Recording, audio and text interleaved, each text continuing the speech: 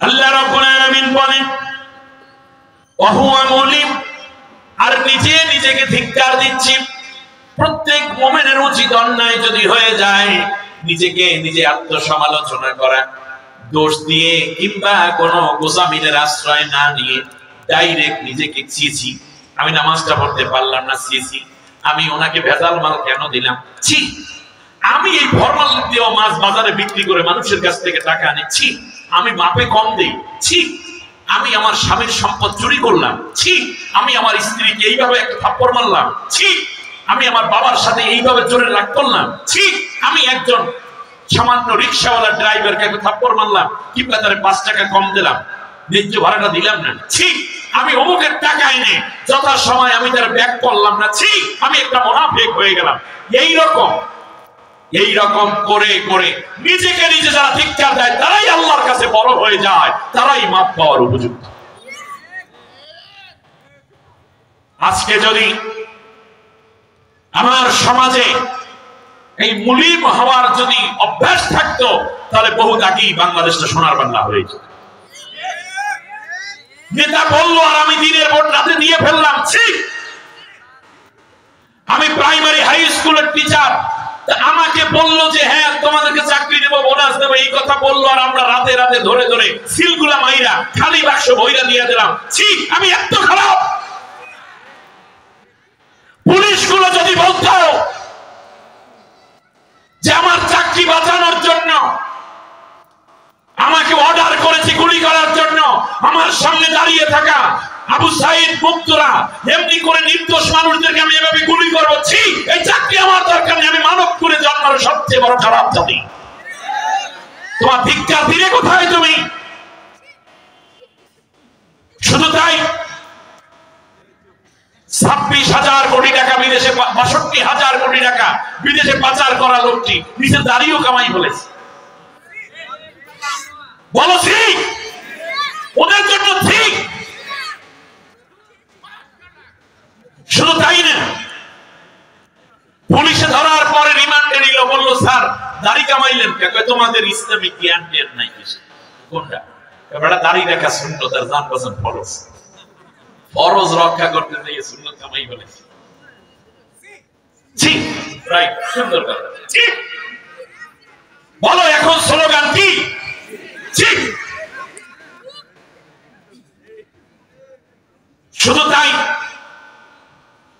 আর একজনে 5 জন বিচারপতি ছিল, ইতিহাস সাক্ষ্য দেয় আন্তর্জাতিক অপরাধ ট্রাইব্যুনালের সেই তথাকথিত রায়ে 4 জন বিচারপতি বিব্রত ফিল করেছে যে আল্লামা সাঈদীর বিরুদ্ধে আমরা রায় দিতে রাজি না।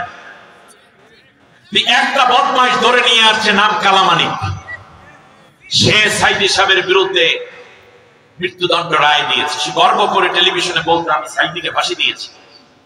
আল্লাহ রাব্বুল আলামিন ধরা খাওয়াইয়া দিয়েছে কোন জায়গায়? কলা পাতার উপরে রায়। একেবারে সেই কথাটাই আল্লাহ কোরআনে এখন বলবেন, খুব সাবধান। আমরা এখনই সেটা দেখবো তাদের পরিণতি কোন দিকে যায়। ওই একজনে কলা পাতায় শুইছে, সব ওইটাই শুইতে হবে, কিছু করার নেই। আসতেছে সামনে, আমি বানাই বলবো না, একটু সামনে আসে। নিজেকে নিজে ধিক্কার দাও। মানুষ মেরেছো তোমরা, মরা মানুষটার জানাজা পর্যন্ত পড়তে দাও নাই। জি, মানুষকে, আমার দেশের ছাত্রদেরকে হত্যা করে সেই মৃত্যুদেহ তোমরা আগুনে পুড়িয়েছ। ঠিক,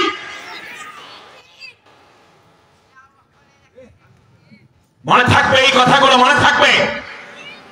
নিজেকে নিজে ধিক্কার দেওয়া ওরা দিতে পারে নাই। তোমাদের জন্য বড় করুণা হয়, আফসোস হয়, তোমরা মানব কুলে জন্মানো এত নিকৃষ্ট হয় কি করে মানুষ? এবার খেয়াল করেন, ইউনূস আলাইহিস সালাম নিজেকে নিজে ধিক্কার দিচ্ছেন। ধিক্কারের 3টা দিক। 1 নম্বর হচ্ছে কিছু না বলে শুধু মুখ বন্ধ করে নিচু মাথা করে থাকা, এটাও একটা ধিক্কার। আপনারা দেখবেন বাচ্চারা অনেক সময় দুষ্টুমি করে খারাপ কাজ করে, তখন বাবা যে এই কেন বলছিস, কি করে মাথাটা নিচু করে কি করে? মুখ ভার। মা যখন ধমক, কথা বলো না কেন, যা এখান থেকে, যাইও না। এটা সে কি করছে? নিজেকে নিজে দেখেছি আমি এত খারাপ করলাম, আমি বড় আপুকে কেন থাপ্পড়টা দিলাম, ছি। এই যে একটা ছি। দ্বিতীয় পদ্ধতি হচ্ছে নিজের আঙ্গুল কামড়ানো, ঠোঁট কামড়ানো, জিহ্বা কামড়ানো, এটা নিজেকে নিজে একটা ধিক্কার দেয়া। তৃতীয় হচ্ছে নিজেকে নিজে থাপড়ানো, এটা একটা ধিক্কার, ছি আমি এত খারাপ। ইউনূস আলাইহিস সালাম কি করেছিলেন আমরা জানি না, কিন্তু আল্লাহ তাআলা বলছেন অহুয়া মুলিম, সে নিজেকে নিজে ধিক্কার দিচ্ছে। যদি আমরা নিজেকে নিজেদেরকে ধিক্কার দিতাম, আমরা শ্রেষ্ঠ জাতি হয়ে যেতাম। মুমিনরা আত্মসমালোচনা করে, অফি আনফুসিকুম আফালা তুবসিরুন, নিজে নিজে আত্মসমালোচনা করে। আল্লাহ রাব্বুল আলামিন বললেন শোনো, একদিকে আত্মসমালোচনা করলো, নিজেকে ধিক্কার দিল এবং নিজেকে জুলুম জালিমদের সাথে তুলনা করলো। ইন্নী কুনতু মিনাজ জালিমিন। আল্লাহু আকবার। কি জুলুমটা করেছে? জুলুমটা এই যে কোনো কথা না বলে জাতিকে বিপদে রেখে একা চলে যাচ্ছেন, এইটাই জুলুম। এটা কি জুলুম? আল্লাহ রাব্বুল আলামিন বলেন শোনো, এইভাবে যারা পালিয়ে যায় তাদের মধ্যে আমার ইউনূসকে আমি উদ্ধার করলাম। এই জন্য ফালাউলা আন্নাহু কানা মিনাল মুসাব্বিহিন লালাবতা ফি বাতনিহি ইলা ইয়াউমি ইউবআসুন। আল্লাহু আকবার।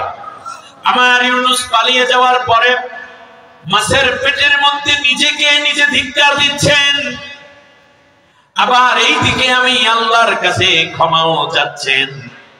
মনে রাখো, কেউ যদি এই রকম শুধু পালাইয়া যায়, চুরি করে পালাইছে, নির্যাতন করে পালিয়েছে, মানুষ হত্যা করে পালিয়েছে, টাকা পয়সা আত্মসাৎ করে পালিয়েছে, না শুধু পালিয়েছে। আবার বলি, অপরাধটা কেবলই শুধু পালানো। এই শুধু পালানোর কারণে আল্লাহ বলছেন, যদি আমার ইউনূস আমার কাছে মাপ না চাইতো, নিজে নিজের আত্মসমালোচনা করে ভেঙে না পড়তো, তাহলে আমি আল্লাহ তাআলা কিয়ামত পর্যন্ত তাকে মাছের পেটের মধ্যে রেখে দিতাম, মাছের পেটটাই তার কবর হয়ে যেত। তাহলে বোঝা যায়, যারা পালিয়ে যায় কিন্তু ক্ষমা চায় না, ক্ষমার চিন্তা করে না, তারা কোনোদিন আর ওখান থেকে বের হওয়ার সুযোগ থাকে না। যারা মনে করেছেন আপা আসিবে ফিরে, চূড়ান্ত ভুল আপনার। আল্লাহ নিজে ইউনূস পয়গম্বরের ব্যাপারে বলতেছেন, যদি ইউনূস আমার কাছে ক্ষমা না চাইতো, নিজে নিজে যদি ভেঙে না পড়তো, সে যদি নিজেকে নিজে ধিক্কার না দিত, এবং সে যদি আমার কাছে এইভাবে সারেন্ডার্ড হয়ে না উঠতো, তাহলেই আমি আল্লাহ কিয়ামত পর্যন্ত মাছের পেটের মধ্যে তাকে রেখে দিতাম। ভারত বাংলাদেশের চাইতে কয় গুণ বড়? 24 গুণ বড়। আমি তো মনে করি ইউনূস আলাইহিস সালামকে তো খাইছে মাত্র 4টা অন্ধকার দিয়ে 24টা খাইছে। কথা বলছেন না? তো খাইছে অনেকে। আরেকটা ব্যাপার বলি, কথা বুঝলে ভালো, না বুঝলে কালকে বুঝছেন, আজকে শুনে যান। সেটা হচ্ছে, পৃথিবীতে আল্লাহ তাআলা কিছু জলজ প্রাণী এবং কিছু স্থলজ প্রাণী তৈরি করেছেন, যেগুলো খাইতে পারে, খাই আবার বমি করতে পারে। যেমন বিড়াল খাওয়ার পর কি করতে পারে? কুকুর খাইতে পারে পেট ভরে, হঠাৎ করে পেটে ব্যথা ব্যথা কোনো কারণ হলে কি করে? আবার বমি করতে পারে। নাই বাদুড় কি করতে পারে? হাঁস বমি করতে পারে। আবার পানির মধ্যে থাকা প্রাণী যেমন বকও বমি করতে পারে, ঠিক না? মুখের খাবার নিয়ে আসবে, চিল বমি করতে পারে। আবার ধরেন আপনি নদীর মাছগুলোর মধ্যে অনেক মাছ আছে যেগুলো কি করতে পারে? বোয়াল মাছ, সে কিন্তু বমি করতে পারে। তিমি মাছ, সে বমি করতে পারে। কিন্তু এমন একটা প্রাণী, যেই প্রাণীকে বমি করতে পারে না, তার নাম কচ্ছপ। কচ্ছপ চিনেন না? কচ্ছপ আপনাদের লাগে কি বলে?